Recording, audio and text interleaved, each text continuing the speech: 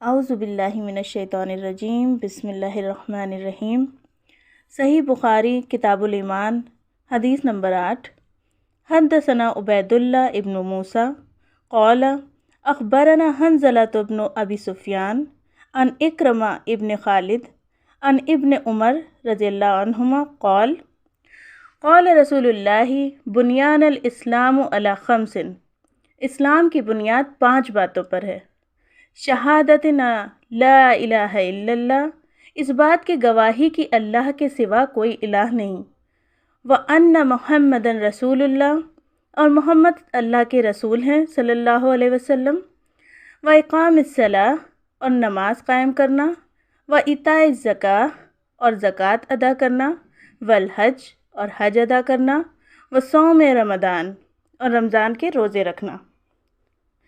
یہ 5 چیزیں اسلام کی بنیاد ہیں۔ اگر کوئی شخص ان میں سے کسی ایک چیز کو بھی اسلام کا حصہ نہیں مانتا تو وہ ایمان سے خارج ہے، وہ مسلمان ہو نہیں سکتا۔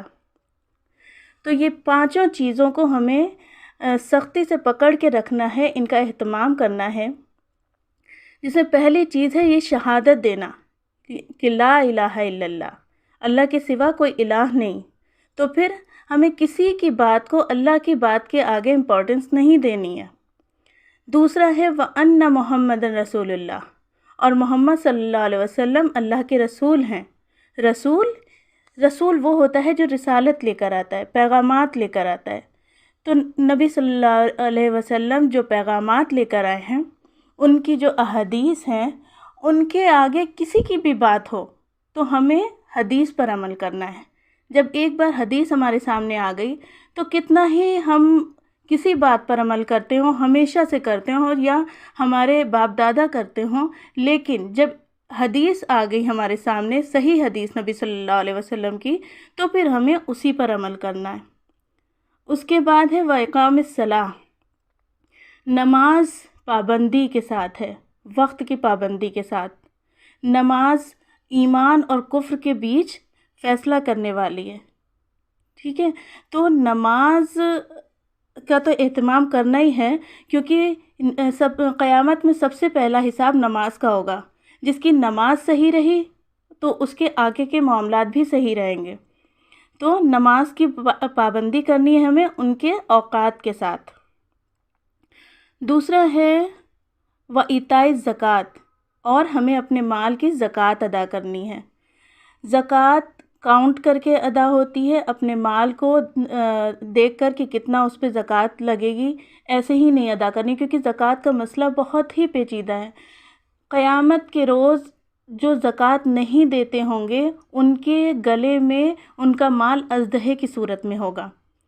حساب کتاب تو بعد میں ہوگا انسان کا، یہ زکوٰۃ کا مال اس کے لیے اس پورے وقت میں ایک عذاب بنا رہے گا۔ اس لیے زکوٰۃ ادا کرنا، یہ سارے ہی جتنے بھی معاملات ہیں، یہ 5 جو ستون ہیں اسلام کے، ان سب پر عمل کرنا بہت ضروری ہے۔ اور اس کے بعد آتا ہے حج۔ تو حج جس کے پاس بھی استطاعت ہے، اتنا مال ہے، اتنی سہولت ہے جانے کی، تو اس کے اوپر حج فرض ہے۔ اور حج کی کوئی ایج نہیں ہوتی۔ جب آپ کے پاس اتنا مال ہو کہ آپ حج کر سکتے ہیں اور یہ سہولت ہو کہ آپ جا سکتے ہیں، تو آپ کے اوپر حج فرض ہے۔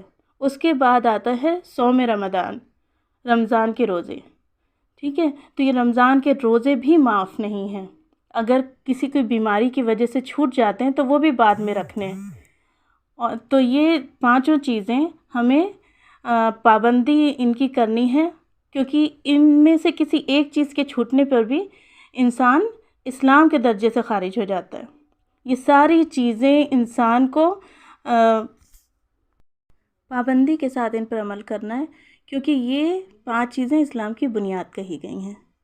اللہ تعالی ہم سب کو اس پر عمل کرنے کی توفیق عطا فرمائے۔ السلام علیکم ورحمۃ اللہ وبرکاتہ۔